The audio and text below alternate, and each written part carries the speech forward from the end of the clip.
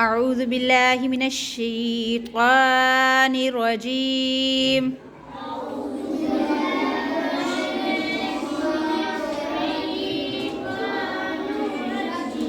बिस्मिल्लाहिर रहमानिर रहीम।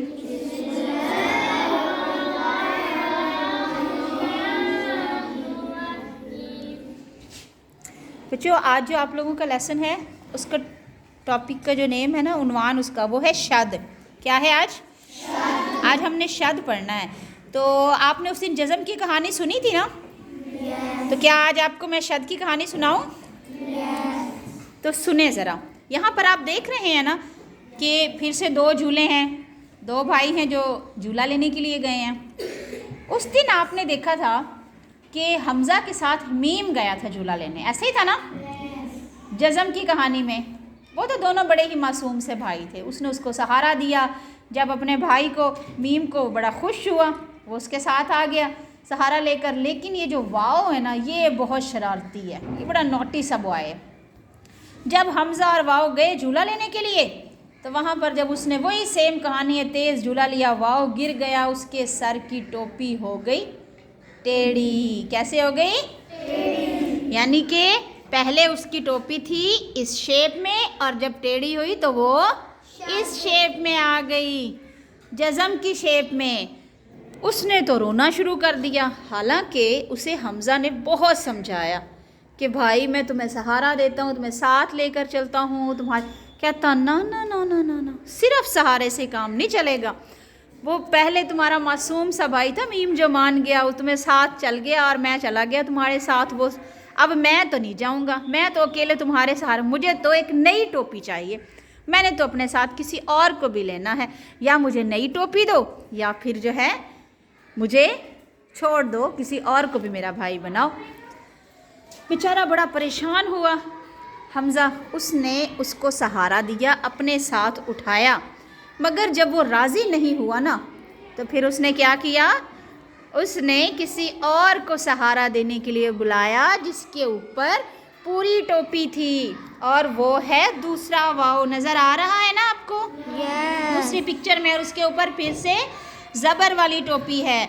अब पहले तो हम पढ़ रहे थे उसको औ जज़म के साथ, लेकिन जब एक और वाओ आया और वो उसके साथ मिला अपनी टोपी, उसने कहा पीछे से भाई हमज़ा तुम सहारा दो, आगे से मैं इसको वाओ बन के सहारा देता हूँ। तो जब उसने उसको सहारा दिया तो वो बन गया अव वाह। क्या बना? अव वाह। अब दो वाओ एक जैसे लफ्ज़ जो थे वो अच्छे नहीं लग रहे थे, इसलिए एक वाओ को दूसरे वाओ के साथ मिला दिया, और उसकी टोपी जब दो इकट्ठी हुई तो उनकी शक्ल क्या बन गई? तो उनकी शक्ल बन गई कुछ इस तरह से, यानी दो दंदानों की शक्ल। शद के नाम से उसको बुलाया जाने लगा और दो दंदानों की शक्ल बन गई। अब आगे देखें, जैसे कि अगर पिछले हर्फ को हमने उसके साथ, जब बा को हमज़ा के साथ सहारा दिया तो बना अब। क्या बना? अब। और जब एक और बा लिया और उस पर हमने ज़बर लगा के पीछे वाला और उसके दो के सहारे से चलाया तो क्या बन गया? अब बा। अब उस जज़म और ज़बर को जब इकट्ठा किया तो हमज़ा ज़बर बा, अब बा ज़बर बा, और यूं बन गया अब बा। क्या बना? अब बा। इसी तरह से अब ये क्या लिख रही हूं मैं? अज़्ज़ा। क्या बना? दोबारा से बोले, अज़्ज़ा। अब हमारे पास बच्चों एक और वर्ड है जिसको मैं लिख रही हूं। इससे शद से आपको साफ जाहिर हो रहा है कि जीम यहाँ पे कितने हैं? कितने जीम हैं? दो जीम हैं। जब दो जीम आपस में मिक्स हुए तो ऊपर हमारे साइन कौन सा आ रहा है? शद का साइन आ रहा है, और शद की वजह से आवाज़ जो है वो ज़रा झटका खा के, यानी रुक कर और फिर से पढ़ी जा रही है। दो आवाज़ें निकल रही हैं ना? हा ज़बर जीम हज, और जीम ज़बर, तो क्या बना? फिर से बोले इसी तरह से अब पहला लफ्ज हमारा बोर्ड पे क्या लिखा हुआ है? अब्बा। और दूसरा अज़्ज़ा। और तीसरा हज्जा। अब बेटा अपनी बुक की तरफ देखें ज़रा। आपका ये सबक नंबर 6 है जो शायद वाला हम पढ़ रहे हैं, और पेज नंबर अपना जो है वो देखें आप 25। कौन सा पेज है? 25 सफ़ा नंबर जो है उस पर गौर करें जहाँ मश्क दी हुई है। तो वहाँ पे पहला लफ्ज़ है आपका हज्जा। सारे बोलें हज्जा। उससे आगे जो दूसरा लफ्ज़ है, दूसरा हर्फ जो है वो आपका वो क्या है? तब्बा। क्या है? तीसरा रब्बी। रब्बी। चौथा कुल्ला। और पांचवा है क्या है?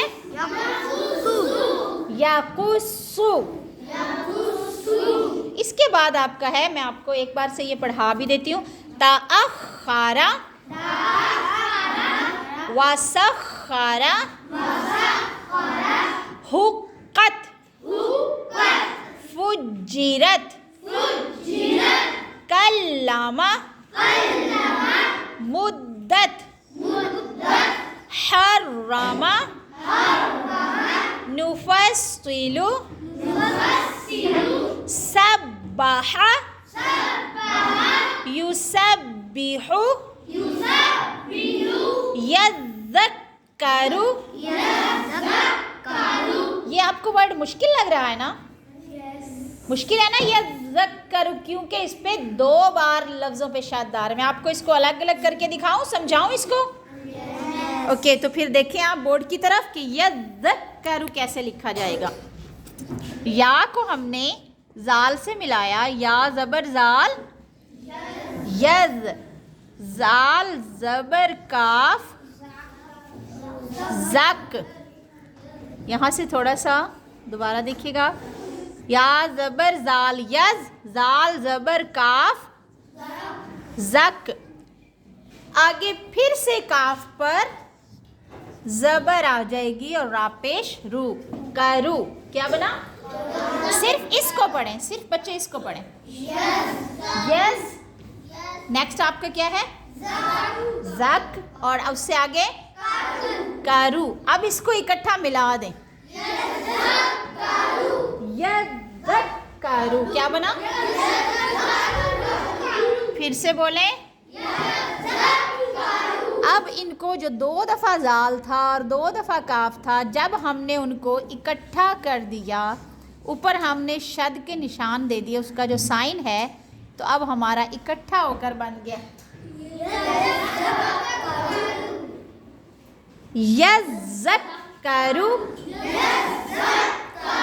जाल को ज़रा नरमी से अदा करें और अपनी ज़ुबान का जो अगला किनारा है ना उसको दांतों के साथ मिलाकर पढ़ें, यज़्ज़क्करु।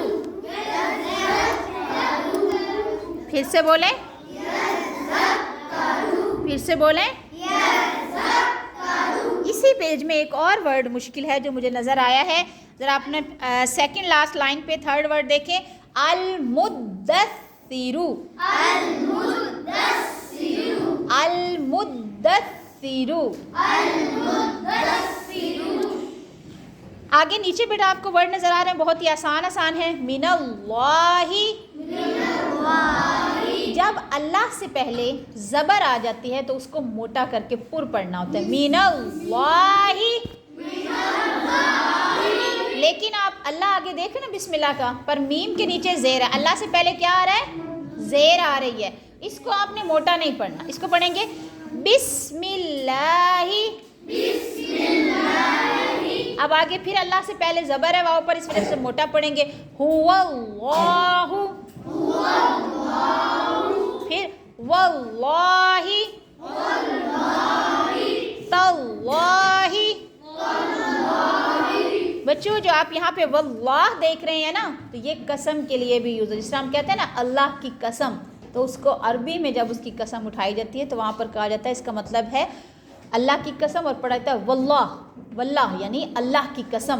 तो ये पढ़ेंगे वल्लाहि,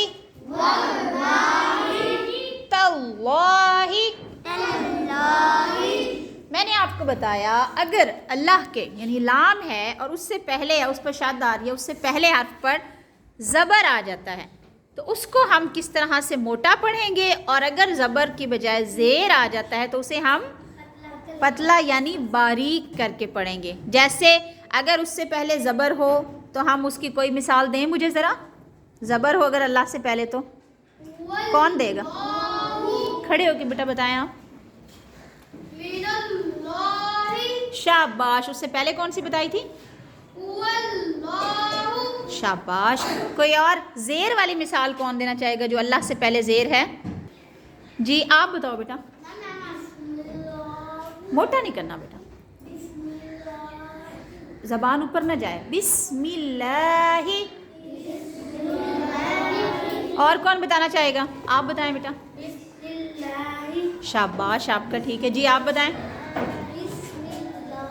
और मोटा हर्फ यानी पहले ज़बर हो तो उसकी मिसाल कौन देना चाहेगा?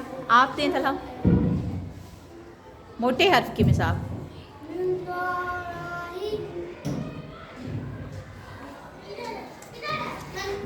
जी आप दें। ऊंचा बताएं बेटा। हुवल्लाहु। आप लोगों का कॉन्सेप्ट क्लियर हो चुका है सबका? अगर आप उसको मोटा हर्फ करके पढ़ेंगे तो उसे पढ़ेंगे हम हुवल्लाहु मिनल्लाहि तल्लाहि वल्लाहि। और अगर उसे बारीक करके पढ़ेंगे तो वो होगा बिस्मिल्लाहि बिस्मिल्लाहि। समझ आ गई सबको? बिल्कुल क्लियर हो गए आपके जो डाउट्स हैं? शाद के बारे में कोई डाउट तो नहीं रह गया आपको? शाबाश। इसका अब टेस्ट होगा आपका। ये रिवीजन का आपका सबक नंबर 6 था और ये शाद था, तो ये आपका आज क्लियर हुआ।